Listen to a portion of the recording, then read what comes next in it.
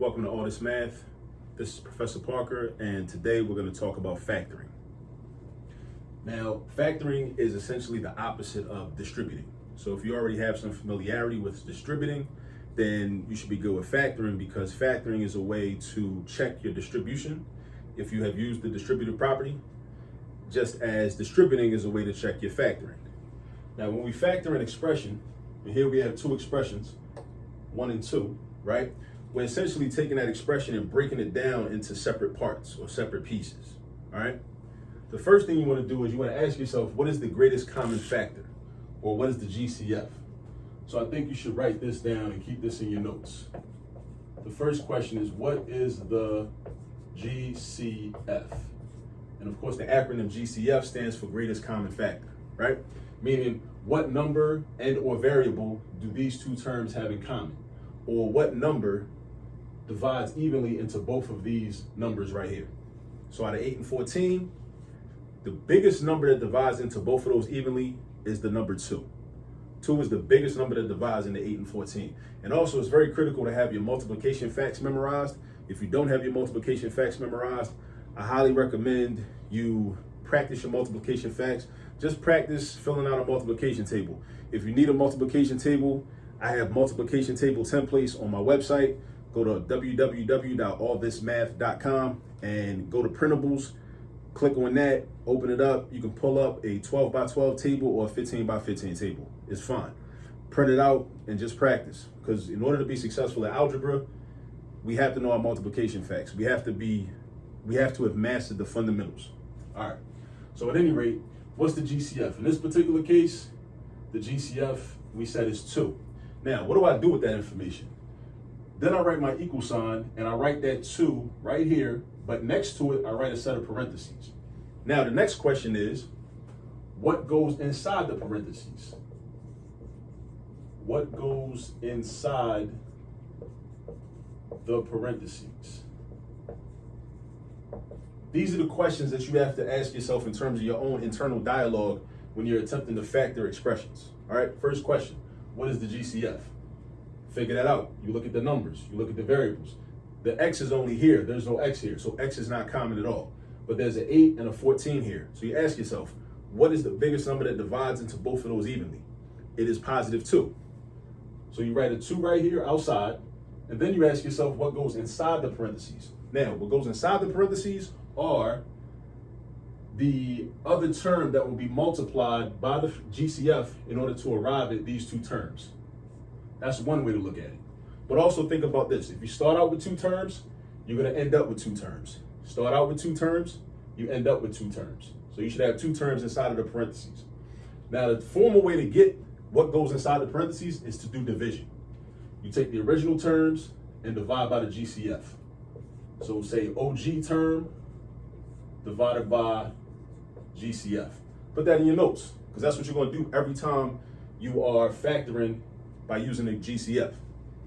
So in this particular case, we'll do 8x divided by 2. 8x divided by 2 is 4x, because 8 divided by 2 is 4. And then the x is part of your quotient. So then I put a 4x right there. And then I do the next term. Original term divided by GCF. 14 divided by 2, which is 7. And that's a positive 7. So I don't just write a 7, I write plus 7. Now, if I want to check my work, I use the distributive property. I do 2 times 4x, that equals 8x. Boom. I do 2 times 7, that equals 14. Boom. That's proof that this is correct. All right? So that's proof that this is correct. Now, let's look at the next one. And we're going to follow the same steps. Now, these are both binomials, but if one of these was a trinomial, or if it was a 4-term polynomial, we would still do the problem the same way. We would just it would just take us a little longer, basically. All right? So, what is the GCF out of 12 and 36? I see a Y and a Z, so neither of those are common, because there's only a Y here, there's no Y over here. There's a Z here, there's no Z over there. So Y and Z are not common. But look at the 12 and the 36. What's the biggest number that divides evenly into 12 and into 36? It's the number 12. So 12 is your GCF. Then you write one set of parentheses. You start out with 2 terms, you end up with 2 terms. Now, go back to this formula. What goes inside the parentheses? The quotients, when you divide the OG term, divided by the GCF. OG meaning original term. The original term, 12y, divided by 12. What's 12 divided by 12? 1. 1 times y, that y right there, is just y. Now, I like to put these spaces in here. On your paper, you don't have to put the spaces. I just put the spaces in there to kind of illustrate how many terms should go inside the parentheses. All right? Now, the next OG term, 36z. Divide that by the GCF, which is 12. Now, 36 divided by 12, that's going to be 3. 12 becomes 1, 36 becomes 3. Think of it as you're dividing each of those numbers, the numerator and the denominator, by 12. 36 divided by 12 is 3, 12 divided by 12 is 1. That gives me 3z. And it's positive. So I write plus 3z. Now, sometimes you'll have a negative, so then you would have a minus sign inside the parentheses, right? Now, let's check our work, because I'm very adamant, if you've watched any of my other videos, about checking your work, right? Because that empowers you. 12 times y is 12y. Then 12 times 3z is 36z. So again, I just used the distributive property to prove that my factoring was correct. And I can use the factoring to prove my distributive property was correct. All right?